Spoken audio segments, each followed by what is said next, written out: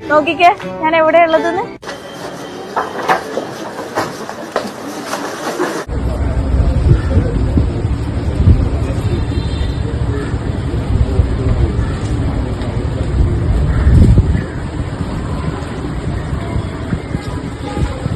ഒരു ലോകത്തിൽ ഒരാൾക്കും വിധി കൊടുക്കരുത് ഭഗവാൻ. Hello guys, welcome back. Shimjitha Musthafa ആരാണെന്ന് പ്രത്യേകം മലയാളികൾക്ക് പറഞ്ഞു കൊടുക്കേണ്ട ആവശ്യമൊന്നുമില്ല. ഇത്രയും അധികം സോഷ്യൽ മീഡിയയിൽ വൈറലായ ഒരു താരം, കുപ്രസിദ്ധിയുടെ വൈറലായ ഒരു താരം ഈ കഴിഞ്ഞ വർഷങ്ങളിലൊന്നും ഉണ്ടായിട്ടില്ല. അത്തരത്തിൽ ഒരു വ്യക്തിത്വമാണ് ഷിംജിത മുസ്തഫ.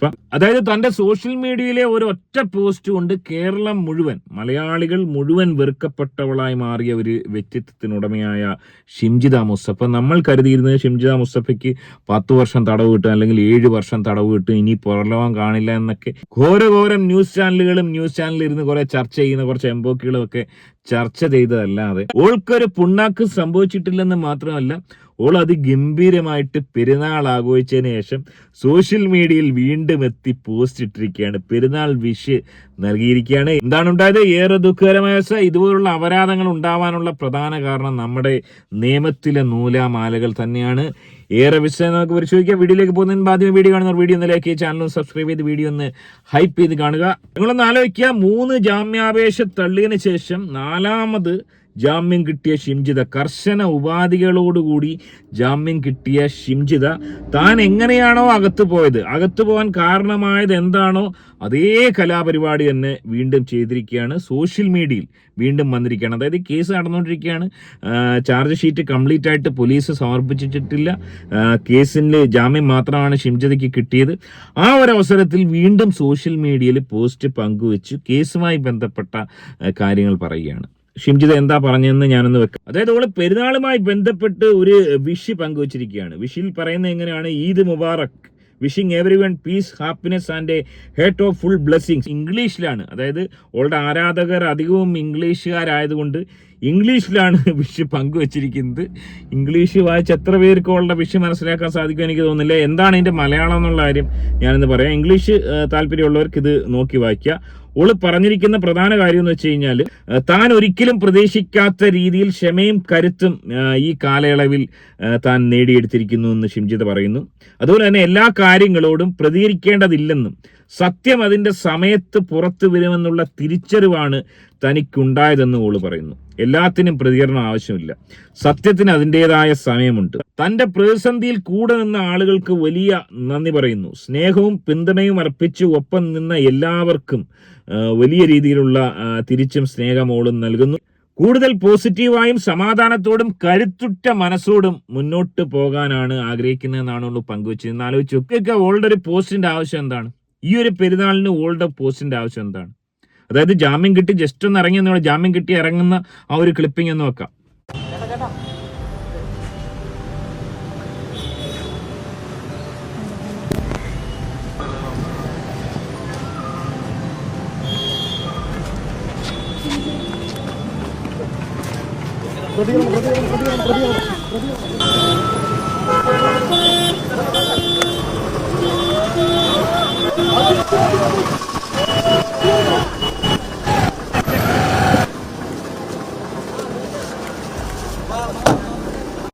ഒന്നാലോചിക്കുക, ഈ രീതിയിൽ ഒളിച്ചും പാത്തും പറതിയിട്ട് ഇറങ്ങി വന്ന ഓൾക്ക് ഇപ്പൊ പബ്ലിക്കായിട്ട് വന്നൊരു പോസ്റ്റ് ചെയ്യേണ്ട ആവശ്യം എന്താണ്? ഇത് തന്നെ ഈ നിയമത്തെ വെല്ലുവിളിക്കുന്നത്. അതായത് തനിക്കൊന്നും പറ്റിയിട്ടില്ല, താൻ പൂർവാധികം ശക്തിയായി ഇവിടെ തന്നെ ഉണ്ട്, ഒരു വിഷയമില്ല, തന്നെ ആരും ഒന്നും ചെയ്തിട്ടുമില്ല, തന്നെ ആർക്കും ഒന്നും ചെയ്യാൻ കഴിയത്തുമില്ല എന്നുള്ളൊരു വലിയ വെല്ലുവിളി ഈ മീഡിയക്കാരെയും അല്ലെങ്കിൽ ഇവളെ എതിർത്ത, ഇപ്പോഴും കമന്റ് ഇടുന്ന ആൾക്കാരെ, ഇവളെ എതിർത്തവരെ, ഈ പറഞ്ഞ നിയമത്തെ ഒക്കെ വെല്ലുവിളിക്കുന്ന, ദീപകിന്റെ കുടുംബത്തെ വെല്ലുവിളിക്കുന്ന ഒരു പ്രവൃത്തിയല്ലേ ഇപ്പോൾ ഇവിടെ ഈ പോസ്റ്റ് ഇടേണ്ട ആവശ്യം എന്താണ്? ഇവളുടെ വിഷയം ആർക്കാണ് വേണ്ടത്? എന്നാലോചിച്ച് നോക്ക്. ഈ രീതിയിൽ നമ്മുടെ നിയമത്തെ ആളുകൾ പരിഹസിക്കാനുള്ള കാരണവും നമ്മുടെ നിയമവ്യവസ്ഥ തന്നെയാണ്. ഒന്നാലോചിക്കുക, ആ ദീപകിന്റെ വീട്ടുകാരുടെ അവസ്ഥ ഇത് കാണുമ്പോൾ, ഇവളുടെ ഈ പോസ്റ്റ്, ഇവൾ വീണ്ടും ഇതേപോലെ ആക്റ്റീവായിട്ട് അപരാധത്തിന് വേണ്ടി വീണ്ടും വന്നു എന്ന് ആ വീട്ടുകാർ കാണുമ്പോൾ അവരുടെ ഒരു മാനസികാവസ്ഥ ഒന്ന് ആലോചിച്ച് നോക്കാം. ആ അമ്മയുടെ കരച്ചിൽ, ഇപ്പോഴും ആ അമ്മയുടെ കരച്ചിൽ പൂർണ്ണമായിട്ടും നിലച്ചിട്ടുണ്ടാവില്ല. ആ ഒരു അവസ്ഥയിലാണ്. 2-3 മാസമേ കഴിയുന്നുള്ളൂ. ഒരു ലോകത്തിൽ ഒരാൾക്കും വിധി കൊടുക്കരുത് ഭഗവാൻ. അത് അതിഞ്ചുണ്ടാകാൻ പാടില്ല. ഒരമ്മക്കും അച്ഛനും മക്കൾക്കും ഇങ്ങനെ തരൂതി. എൻ്റെ മോൻ വളരെ പാവായി പോയി, എൻ്റെ മോൻ വളരെ പാവായി പോയി. അതാണ് ഇതൊക്കെ ചെയ്തത് എൻ്റെ കുട്ടി. എൻ്റെ കുട്ടി ഒരു വാക്ക് എന്നോട് പോലും എൻ്റെ കുട്ടി പറഞ്ഞില്ലല്ലോ. എന്നെ പറഞ്ഞാൽ ഞാൻ ഒറ്റയ്ക്ക് കിടത്താൻ എൻ്റെ കുട്ടീനെ വിടൂലേ?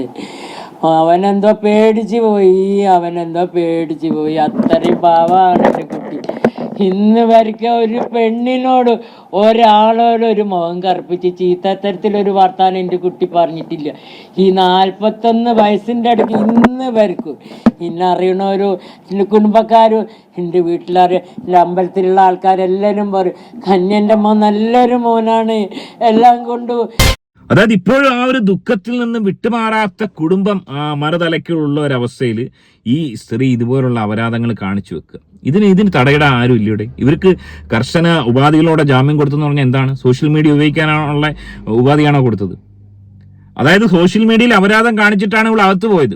ഈ ഒരു കേസിന്റെ ചാർജ് ഷീറ്റ് കംപ്ലീറ്റ് സമർപ്പിക്കുന്നത് വരെ എങ്കിലും സോഷ്യൽ മീഡിയയിൽ വന്നുകൂടാ എന്ന് ഒരു ഉപാധി എന്തുകൊണ്ട് ഇവർക്ക് കൊടുത്തില്ല? കൊടുത്തിട്ടുണ്ടാവും, പക്ഷെ ഇവളിത് പാലിച്ചിട്ടില്ല. ഉടനെ പിടിച്ചാത്തിടണം. വീണ്ടും അപരാധം കാണിക്കാൻ വേണ്ടി വന്നേക്കാണ്. ആൾക്കാർ വെറുതെ വിട്ടില്ല. ഇവിടെ ജാതിമത ഭേദമന്യേ ആൾക്കാർ എല്ലാവരും എടുത്തിട്ട് ഊക്കിയിരിക്കുകയാണ്. നല്ല രീതിയിൽ പൂരത്തെറിയാണ് കമന്റ് ബോക്സിൽ. 1600ഓളം കമന്റുകളാണ് വന്നിരിക്കുന്നത്. കറകളഞ്ഞ തെറികൾ, നല്ല രീതിയിൽ അണ്ണാക്കിലടിച്ച് തെറികൾ കൊടുത്തിരിക്കുകയാണ്. എൻ്റെ ഊഹം ശരിയാണെങ്കിൽ ഈ ഒരു കേസിൽ ഇവർക്ക് ഒരു ശിക്ഷയും കിട്ടുമെന്ന് എനിക്ക് ഇപ്പോൾ തോന്നുന്നില്ല. ഈ ഒരു കേസിൽ മാക്സിമം കിട്ടാവുന്ന ശിക്ഷ 10 വർഷമാണെന്ന് നമ്മൾ പറയുന്നുണ്ടെങ്കിലും ഈ ഒരു കേസിൽ അങ്ങേയറ്റം ഇവൾക്ക് ഒരു പക്ഷേ സെഷൻസ് കോടതിയിൽ 3 വർഷം ശിക്ഷ കിട്ടിയെന്നിരിക്കട്ടെ. ഇത് നല്ല രീതിയിൽ വായിച്ചെടുത്ത് കഴിഞ്ഞാൽ നല്ല വക്കീലാണെങ്കിൽ, പ്രോസിക്യൂഷൻ നല്ല വക്കീലാണെങ്കിൽ ഇവക്കൊരു 3 വർഷം ശിക്ഷ കിട്ടിയെന്ന് തന്നെ ഇരിക്കട്ടെ. ആ 3 വർഷം ശിക്ഷ കിട്ടിയാൽ ഉടൻ തന്നെ ഇവള് അപ്പീലുമായിട്ട് ഹൈക്കോടതിയിൽ പോകും. ഹൈക്കോടതിയിൽ പോകുന്നതിനോടൊപ്പം തന്നെ ഒരു പക്ഷേ ജാമ്യ ഹർജി, അതായത് ഈ ഒരു ശിക്ഷയിൽ സ്റ്റേ വേണമെന്നും പറഞ്ഞ് ജാമ്യ ഹർജി കൊടുക്കും. സ്വാഭാവികമായും 3 വർഷത്തെ ശിക്ഷയാണെങ്കിൽ ഹൈക്കോടതി ജാമ്യം കൊടുക്കും. അപ്പോൾ ഈ ഒരു കേസ് സെഷൻസ് കോടതി തന്നെ ഏതാണ്ട് 3 വർഷം 4 വർഷം എടുക്കും ശിക്ഷ കിട്ടുവാണെങ്കിൽ. അതിനുശേഷം ഹൈക്കോടതി പോകുന്നത് അവിടെ 4 വർഷം, അങ്ങനെ ഒരു 8 വർഷത്തോളം ഇത് പോകും. അവിടെയും ജാമ്യം കിട്ടും. അത് കഴിഞ്ഞ് വേണമെങ്കിൽ സുപ്രീം കോടതിയിൽ പോകാം. ഹൈക്കോർട്ടിൽ ഇവക്ക് 3 വർഷം വീണ്ടും ശിക്ഷ കിട്ടുവാണെങ്കിൽ വീണ്ടും ഇവക്ക് സുപ്രീം കോടതിയിൽ പോയിട്ട് ഈ ഒരു ശിക്ഷാവധി സ്റ്റേ ചെയ്യാം, വീണ്ടും ജാമ്യം ലഭിക്കും. അങ്ങനെ അതിങ്ങനെ റൊട്ടേറ്റ് ചെയ്ത് പൊയ്ക്കൊണ്ടിരിക്കും. സുപ്രീം കോടതിയിൽ പോയിട്ട് സുപ്രീം കോടതി ശരി വച്ചാൽ പോലും അതിലും ലൂപ്പ് ഹോളുകൾ ഇപ്പോൾ ഉണ്ടെന്നുള്ളതാണ് വാസ്തവം. അതിലും ആ ഒരു ശിക്ഷാവധി മരവിപ്പിക്കാനൊക്കെയുള്ള റിവ്യൂ പെറ്റീഷനും ഒക്കെ കൊടുക്കാനുള്ള ഒരു സാഹചര്യം, അവിടെയും ജാമ്യം ലഭിക്കും. ചുരുക്കം പറഞ്ഞു കഴിഞ്ഞാൽ ജയിലിൽ കിടക്കേണ്ടുന്ന ഒരു അവസ്ഥയെ ഉണ്ടാവാൻ പോകുന്നില്ല എന്നാണ് മനസ്സിലാക്കാൻ സാധിക്കുന്നത്. ഒരുപക്ഷെ ഇവിടെ വെറുതെ വിടാനുള്ള ചാൻസാണ് ഏറ്റവും അധികം ഞാൻ കാണുന്നത്. അതായത് ഇവിടെ ഈ പ്രതിഭാവം ബാധിക്കാനുള്ള ഏറ്റവും വലിയ ഒരു സംഭവം എന്ന് പറയുന്നത് നേരിട്ട് ഇവള് ഈ ഒരു കുറ്റകൃത്യത്തിൽ ഇടപെട്ടിട്ടില്ല. സോഷ്യൽ മീഡിയയിൽ ഇത് പോസ്റ്റ് ചെയ്തു എന്ന് ഒറ്റ കാരണം കൊണ്ട് ഇവക്ക് പരമാവധി ശിക്ഷയായ 10 വർഷം ശിക്ഷ കൊടുക്കാൻ ഒക്കില്ലെന്ന് വളരെ വ്യക്തമാണ്. പിന്നെ ചെയ്യാൻ പറ്റുന്നത് ഈ 3 വർഷത്തെ ശിക്ഷ, തെളിവുണ്ടെങ്കിൽ 3 വർഷത്തെ ശിക്ഷ. ആ തെളിവില്ലാതെ വരുവാണെങ്കിൽ, അതായത് ഇവള് ജസ്റ്റ് ഒരു വീഡിയോ പോസ്റ്റ് ചെയ്യുക മാത്രമാണ് ചെയ്തതെന്ന് ഇവർക്ക് വാദിച്ചെടുക്കാൻ സാധിച്ചാൽ, പ്രഗത്ഭനായ വക്കീലന്മാരെയാണ് വെച്ചേക്കുന്നതെന്ന് പറയുന്നു, അത്തരത്തിൽ വാദിച്ചെടുക്കാൻ സാധിച്ചാൽ വെറുതെ ഇടത്തേ ഉള്ളൂ. ഈ കേസിൽ 100% ഈ കേസിൽ വെറുതെ ഇവിടത്തേ ഉള്ളൂ. അപ്പൊ നിങ്ങളൊന്ന് ആലോചിക്കുക, ദീപകിന്റെ കുടുംബത്തിന് എന്ത് നീതിയാണ് ലഭിച്ചത്? ഈ കാണിച്ച അപരാധം തന്നെ ഇതിനിവിടെ ചോദ്യം ചെയ്യാൻ ആരുമില്ല. ഈ നിയമപാലകർ ഇത് കാണുന്നില്ല. ഇവള് വീണ്ടും സോഷ്യൽ മീഡിയയിൽ വന്നത് ഏറെ ദുഃഖകരമായ ഒരവസ്ഥ തന്നെയാണ്. ഏറെ ഖേദകരം. നിയമത്തെ ഇതുപോലെ വെല്ലുവിളിക്കുന്ന ആളുകൾ ഉണ്ടാവുന്നത് ഏറെ ഖേദകരമായ ഒരവസ്ഥ തന്നെയാണ്. ഈ ഒരു വിഷയത്തെ നിങ്ങൾ എങ്ങനെയാണ് കാണുന്നത്? നിങ്ങൾക്ക് എന്താണ് പറയാനുള്ളത്? നിങ്ങളുടെ അഭിപ്രായം കമന്റ് രേഖപ്പെടുത്തുക. ആദ്യമായിട്ട് വീഡിയോ കാണുന്നവർ വീഡിയോ ഒന്ന് ലൈക്ക് ചെയ്ത് ചാനൽ സബ്സ്ക്രൈബ് ചെയ്ത് വീഡിയോ ഒന്ന് ഹൈപ്പ് ചെയ്ത് കാണുക. മറ്റൊരു വീഡിയോ ആയിട്ട് കാണാം.